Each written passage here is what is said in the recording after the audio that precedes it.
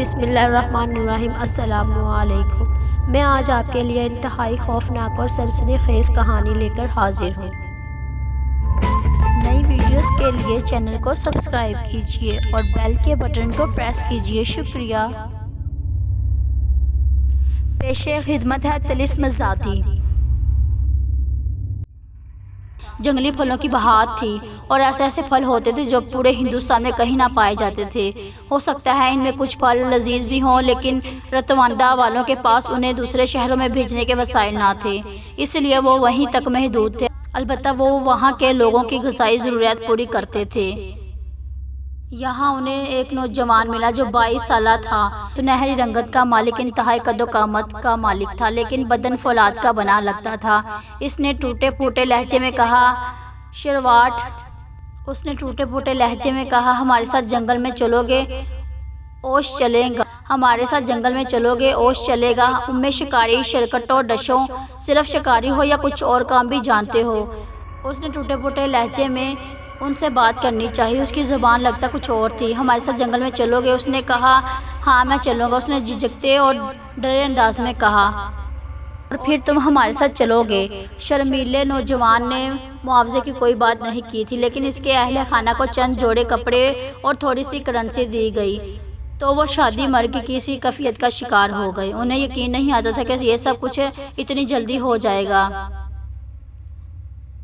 وہ نوجوان خاموشی سے یہ سب کچھ دیکھ رہا تھا۔ ویسے بھی قدرتی حسن، بستی میں رہنے والے قدرتی حسن سے مالا مال تھے، لیکن دنیاوی طور پر ان کے پاس کچھ نہیں تھا۔ لباس کی شکل میں ان کے بدن پر دھجیاں نظر آتی تھیں۔ نسوانیت کی دولت سے مالا مال نوجوان لڑکیاں عموماً درختوں کی چھاؤں اور چوڑے پتوں کے لباس میں ملبوس نظر آ رہی تھیں، لیکن وہ زیور حیا سے آراستہ تھیں اور ان میں سے کسی کی آنکھ میں بے باکی نظر نہ آئی تھی، اور وہ شرمیلی اور نظریں جھکا کر چلنے کی عادی تھی کہ ہوس کی آنکھ خود ہی شرما جائے۔ چنانچہ سرتوں کے ساتھ 100 بار گوانڈا کے جنگلوں کا سفر شروع ہو گیا، اور اس سفر کا آغاز ہی دل نشین تھا۔ صبح سورج نکلنے کے بعد ان کے قدم ہی جنگلات میں داخل ہو گئے تھے۔ اور جو ہی انہوں نے جنگل میں قدم رکھا تو بارش شروع ہو گئی۔ سفر شروع کرنے سے قبل سراتوں کو ایک جوڑا کپڑے دیے گئے تھے، جو موٹے کپڑے کی ایک پتلون اور شرٹ پر مشتمل تھا۔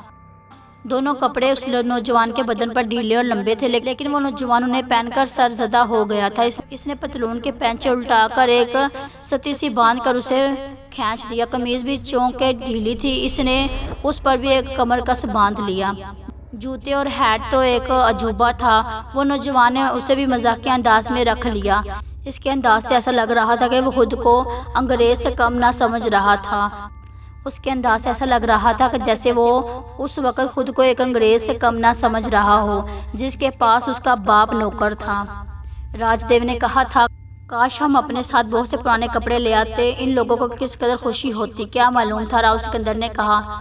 جنگل تھوڑی ہی دور چل کر گھنے ہو گئے تھے، اس لیے یہاں بارش کی شدت کا احساس نہیں ہو رہا تھا، لیکن جب وہ کسی ایسی جگہ پہنچے جہاں درخت ترچھے ہو گئے تو یوں لگتا تھا کہ جیسے آسمان کے بند کھل گئے ہوں۔ پانی دھاروں کی شکل میں گرتا ہوا نظر آ رہا تھا۔ یہ بارش پریشان کن ہو سکتی تھی، راج دیو نے کہا۔ کیوں؟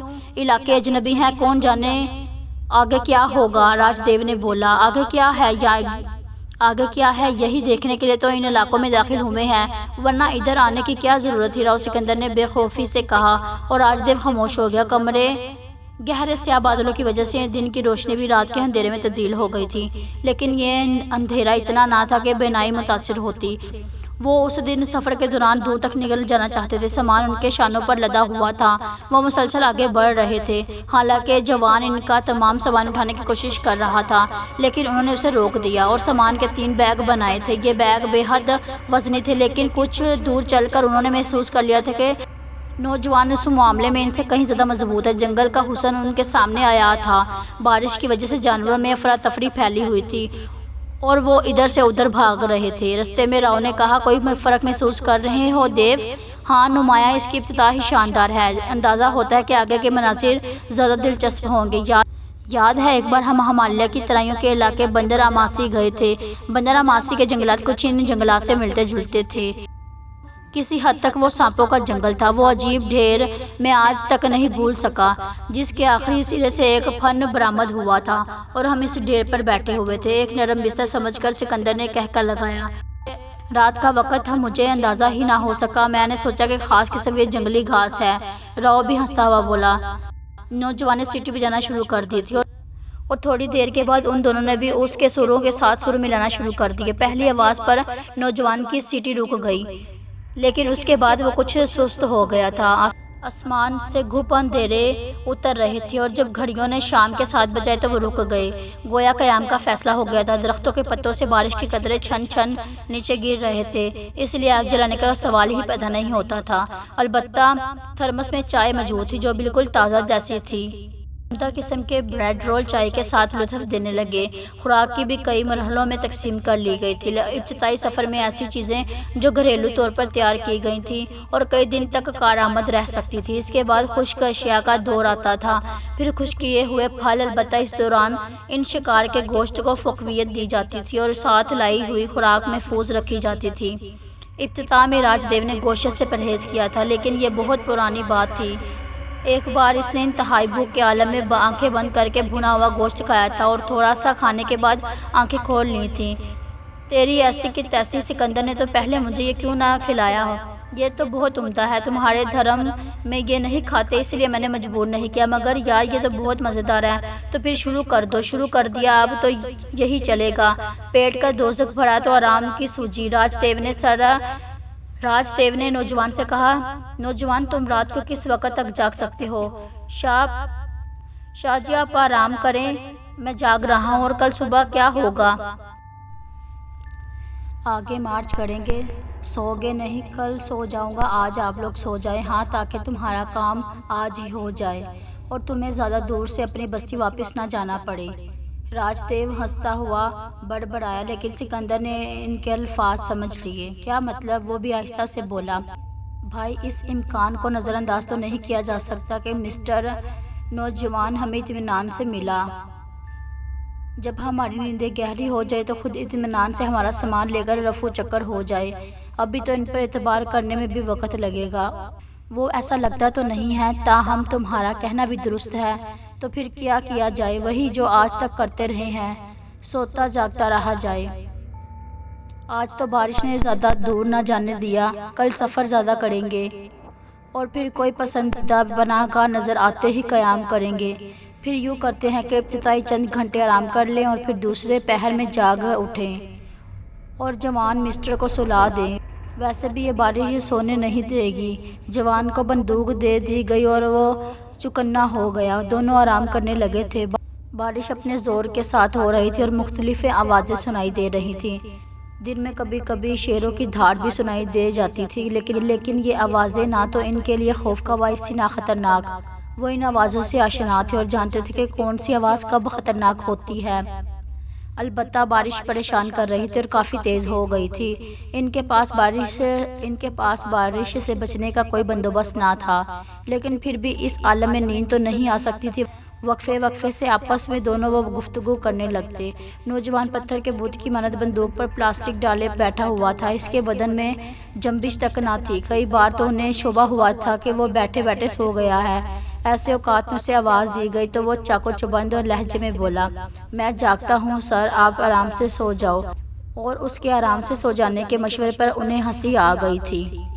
اس نوجوان کی گفتگو ایک الگ زبان تھی۔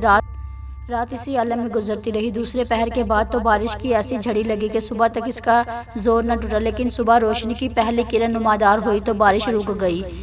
وہ لوگ معمولات سے فراغت پانے کے بعد آگے بڑھنے کی تیاریاں کرنے لگے۔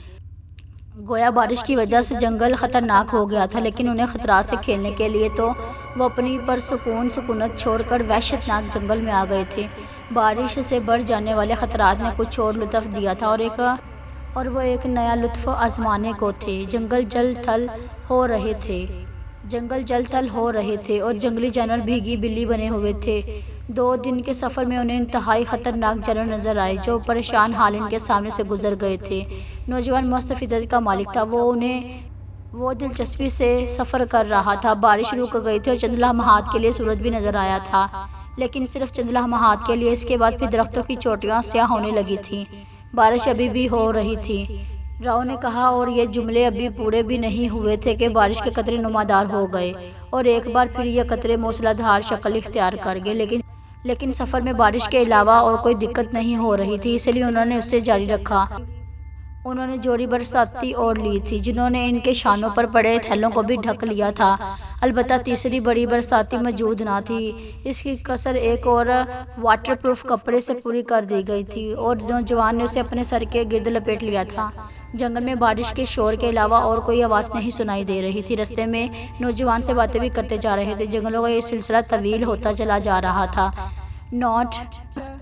نوٹ طویل خطرناک جنگل، نوجوان نے جواب دیا۔ وہ لفظ طویل نہیں سمجھ سکا تھا تو اس نے ٹوٹی پھوٹی انگریزی سے جواب دیا۔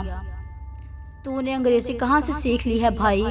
لو شرما فروا، وہ ایک سر سے سیکھی تھی۔ یہ آدمی سرونٹ کے علاوہ کچھ نہیں ہے۔ راج دیو گہری سانس لے کر بولا۔ نو سر، آئی ایم کوک۔ آپ شکار کریں گے؟ میں کوک کروں گا، نوجوان نے گردن ہلاتے ہوئے کہا۔ بارش رکے تو ہم شکار کریں گے بھائی، ویسے اگر تو انگریزی نہ بولے تو تیری مہربانی ہوگی، سکندر نے ہنستے ہوئے کہا اور نوجوان سامنے دیکھنے لگا۔ اگر کوئی بات اس کی سمجھ میں نہ آئی تھی تو وہ اسے نظر انداز کر دیتا تھا۔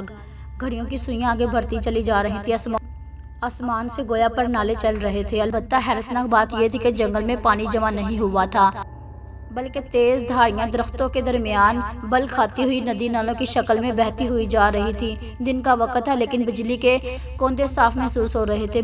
بادل بھی خوب گرج رہے تھے اور چمک رہے تھے۔ وہ صبر و سکون سے آگے بڑھتے رہے، نہ جانے کتنا سفر اسی طرح طے ہوگا۔ پھر درختوں کی ہیبت ناک شکل تبدیل ہونے لگی اور اب وہ تنے گھنے نہیں رہے تھے۔ درخت کے نیچے کہیں کہیں پتھریلی زمین نظر آنے لگی تھی۔ بارش کا شور بد دستور تھا، لیکن اچانک ان کے کانوں نے ایک اور شور سنا اور I hope you like this video. Please like, share and subscribe to my channel and don't forget the press bell icon.